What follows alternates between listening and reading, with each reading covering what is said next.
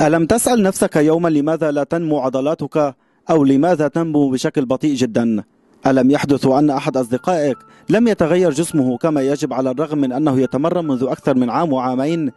هناك عوامل كثيرة تؤثر على نمو عضلات الجسم، وأهمها على الإطلاق هو النظام الغذائي، ولك أن تعلم أن النظام الغذائي يشكل تأثيره أكثر من 60%، وطريقة التمرين تؤثر فقط بنسبة 20%، أي أنك لو تمرنت بشكل مستمر وبطريقة صحيحة 100%، لكن نظامك الغذائي غير جيد، لن ترى ذلك الجسم الرائع الذي ترغب به أمام المرآة ولو حتى بعد 10 أعوام.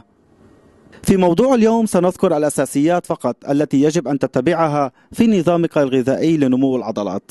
السعرات الحرارية هو العنصر الأهم، حيث يشترط لنمو العضلات أن تأكل مجموع سعرات حرارية أكثر من التي يحتاجها جسدك في اليوم الواحد. مثال: معدل السعرات الحرارية التي يحتاجها الرياضي في اليوم يصل إلى 3000 سعرة حرارية، ولنمو العضلات تحتاج إلى أن تأكل أكثر من ذلك، وينصح ب 3500 إلى 4000 سعرة حرارية. كيف تصل إلى هذا الكم؟ يمكن الإكثار من أكل الكربوهيدرات والتي تحتوي على العديد من السعرات الحرارية مثل الرز والخبز والمعكرونة والبطاطا.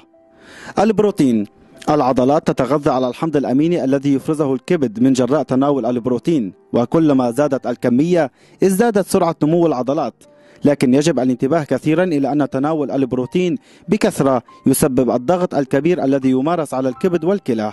مثال: الشخص غير الرياضي يحتاج من 60 إلى 70 جراما من البروتين، أما الشخص الرياضي فيحتاج من 90 إلى 100 جراما من البروتين، وهذا فقط للحفاظ على الكم العضلي في الجسم وعدم خسارة حجم عضلي. أما لنمو العضلات فينصح بتناول ما مجموعه وزنك بالكيلو مضروب ب2. عدم تناول البروتين بشكل مكثف لا يعني أن عضلاتك لن تنمو، لكنك ستحتاج إلى وقت أطول بكثير لترى نفس النتائج لو قمت بتناول البروتين بشكل مكثف.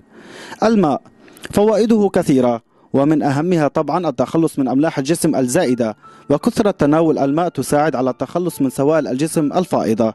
للشخص الرياضي ينصح بشرب من 3 إلى 4 لتر يوميا.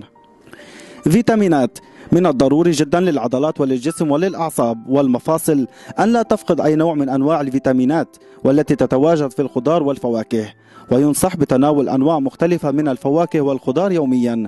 وفي حال التعذر عن الحصول على أنواع مختلفة يمكن شراء البديل من الصيدلية بما يسمى بمالتي فيتامين. الدهون والزيوت المفيدة: البعض يعتقد أن عليه عدم تناول الدهون بشكل نهائي خوفا من تراكمها في الجسم، لكنهم لا يعلمون أن العضلات تتغذى على ما يسمى بالدهون الصحية والمفيدة والتي يحتاجها الجسم بشكل يومي.